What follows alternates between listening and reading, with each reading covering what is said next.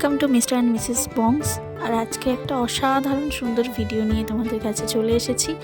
আজ আমরা পৌঁছে গিয়েছিলাম সোদপুরের সাই বাবা মন্দির। কলকাতার খুব কাছেই অবস্থিত, উত্তর চব্বিশ পরগনা জেলার অন্তর্গত সোদপুরে একটি অসাধারণ সুন্দর সাই বাবার মন্দিরের দর্শন আজকে আমাদের সাথে তোমরাও করে ফেলো।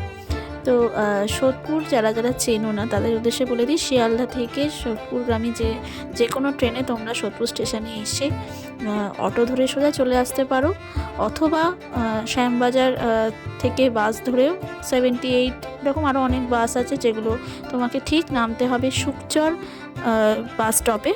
সুকচর গির্জা মোড়, সেই বাস স্টপের একদম পাশেই অবস্থিত এই মন্দিরটি।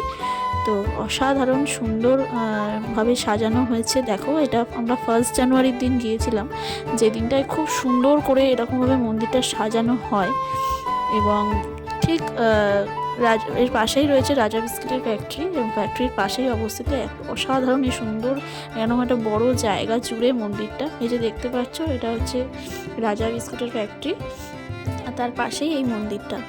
তো অসম্ভব ভিড় হয়, মানে 1 জানুয়ারির দিন আমি এর আগেও একবার গিয়েছিলাম, আর এই বছরও গিয়েছিলাম 2024-এর 1 জানুয়ারিতে। অসম্ভব ভিড় হয়, প্রচুর মানুষ আসেন দূর দূর থেকে, এবং সত্যি মানে মন্দিরটাতে গেলেই মনে হয় যেন কোথায় চলে এসেছি, অন্য কোনো জায়গায়, কলকাতার মধ্যে বলে মনেই হয় না।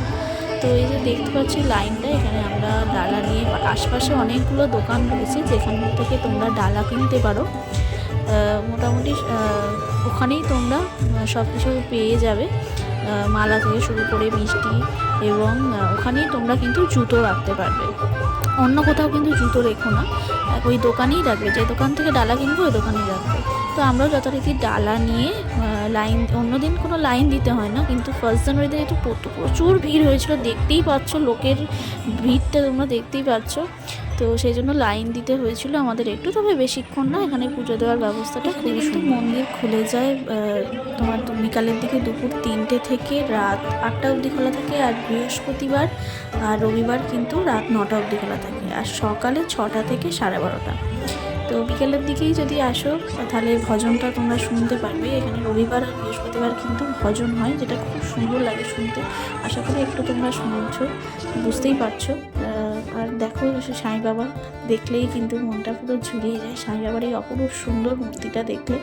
আর গোটা মন্দিরের কারুকার্য তোমরা দেখতে পাচ্ছ, অসম্ভব সুন্দর করে মন্দিরটি সাজানো হয়েছে এবং তৈরি করা হয়েছে, আর যথেষ্ট বড় কিন্তু স্পেস মন্দিরটার মধ্যে।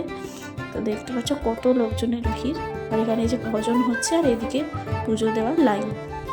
তো চলো আমরা পুজোটা দিয়ে দিই, আর তোমরা ভিডিওটা দেখতে থাকো। ভালো লাগলে অবশ্যই কিন্তু লাইক, শেয়ার এবং কমেন্ট করে জানাবে কেমন লাগলো ভিডিওটা, আর আমাদের চ্যানেলটা সাবস্ক্রাইব করতে কিন্তু একদম ভুলো না।